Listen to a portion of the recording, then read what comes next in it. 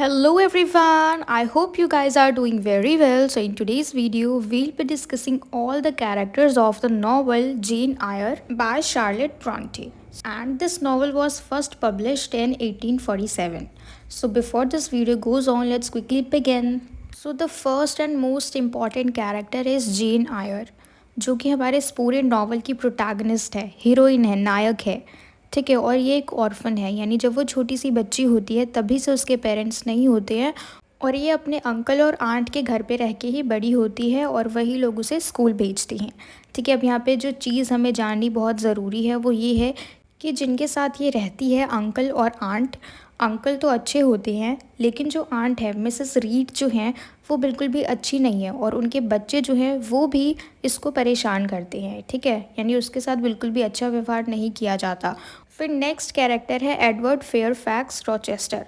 ये भी main character है हमारे इस नॉवल का and he is master of Thornfield Hall and he is mysterious and complex. तो ये एक तरीके से हम कह सकते हैं थॉर्नफील्ड हॉल जो है, घर जो है, उसका मास्टर होता है, उसका मालिक होता है और इसका जो व्यवहार है ये बहुत मिस्टीरियस सा होता है, यानी सबके बारे में इसे नहीं पता कि ये किस वक्त कहाँ जाता है, कहाँ रहता है और कई कई दिनों तक ये गायब ही रहता है और बहुत सी अजीब सी चीज़ें इसके साथ होती है। फिर नेक्स्ट कैरेक्टर है मिसेस सारा रीड, जो कि जेन आयर की आंट होती है।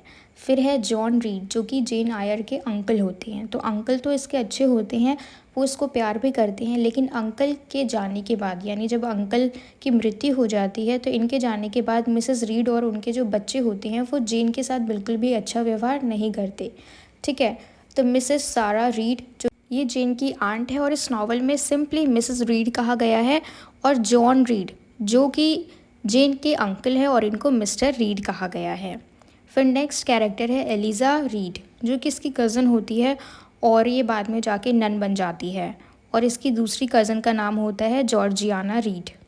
और गेट्स हेड हॉल जो है ये इनके घर का नाम है, और गेट्स हेड हॉल में कौन कौन रहता है, जो भी रीड फैमिली है, मिस्टर रीड, मिसेस रीड और उनके बच्चे। और जब जेन छोटी होती है तो वो भी इनके साथ इनके घर में ही रहती है। ठीक है, फिर नेक्स्ट कैरेक्टर है हेलन बर्न्स, जो कि जेन की फ्रेंड होती है। जब जेन को स्कूल भेजा जाता है इसकी आंट के थ्रू और वो बड़े ही बेकार से स्कूल में भेज देती है, और इसके स्कूल का नाम होता है लोवर्ड स्कूल।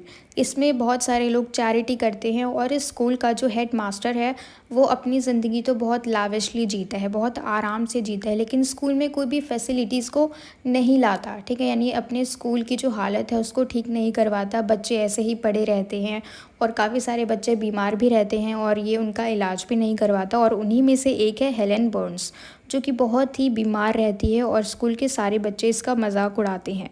और जब जेन इस स्कूल में जाती है तो देखती है कि हेलन का भी कोई फ्रेंड नहीं है और ये भी नई होती है, तो हेलन और जेन की दोस्ती बहुत अच्छी हो जाती है।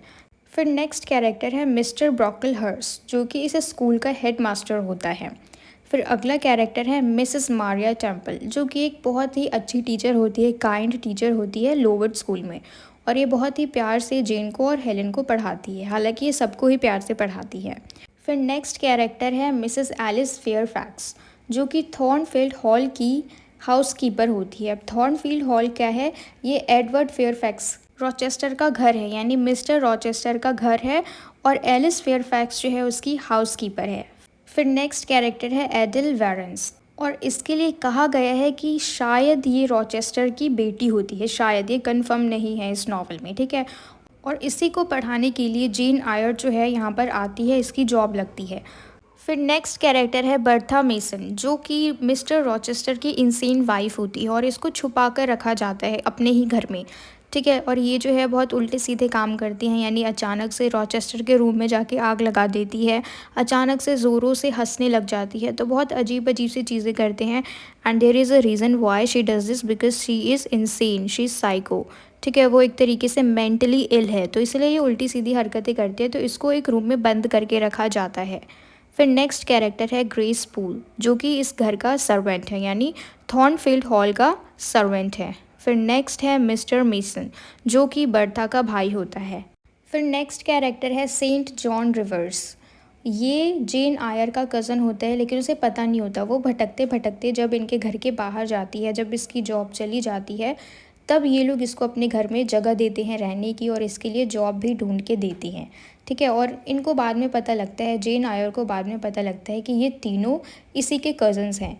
Saint John Rivers, Diana Rivers और मैरी रिवर्स, ये तीनों ही इसके कज़न हैं। और जिस घर में ये तीनों भाई बहन रहते हैं उस घर का नाम क्या है? मूर हाउस। तो एक चीज़ और हम डिस्कस कर लेते हैं, यहाँ पे सबके घरों के नाम अलग हैं। मिस्टर रीड और मिसेस रीड यानी कि जेन के अंकल आंट के घर का नाम क्या था? गेट्सवुड हॉल। उसके बाद जिस स्कूल में ये पढ़ती थी उस स्कूल का नाम क्या था? Lowood school. उसके बाद मिस्टर रॉचेस्टर के घर का नाम क्या था? थॉर्नफील्ड हॉल। उसके बाद जो ये तीन कज़न थे लास्ट में, जो कि जेन आयर के ही कज़न थे, उनके घर का नाम क्या था? मूर हाउस। तो यहाँ पे कुछ नाम है दैट यू मस्ट नो। सबसे पहला गेट्स हेड हॉल, फिर दूसरा है थॉर्नफील्ड हॉल, फिर तीसरे स्कूल का नाम लोवुड स्कूल और चौथा मूर हाउस। ठीक है, तो आज की इस वीडियो में इतना ही। इस वीडियो में हमने सिर्फ और सिर्फ इस पूरे नावल के सारे कैरेक्टर्स यानी मेजर और माइनर यानी जिनका इन्वॉल्वमेंट इस नावल में ज़्यादा है, हमने उन सबको डिस्कस कर लिया, वेदर इट इज़ माइनर और मेजर कैरेक्टर। तो हमने इन सबको अच्छे से डिस्कस कर लिया। And apart from that I have made another separate video on the summary of this novel and most important character जो कि जेन आयर है। और इसके जो भी कैरेक्टर स्केचेस हैं उसके ऊपर भी मैंने एक वीडियो बनाई हुई है separate. You can get all the links in the description box of this video. तो आज की इस वीडियो में इतना ही। मुझे पूरी उम्मीद है कि आपको ये पूरी वीडियो अच्छे से क्लियर हो गई हो। And if so then please let me know in the comments and don't forget to share it with your friends. And till then keep learning.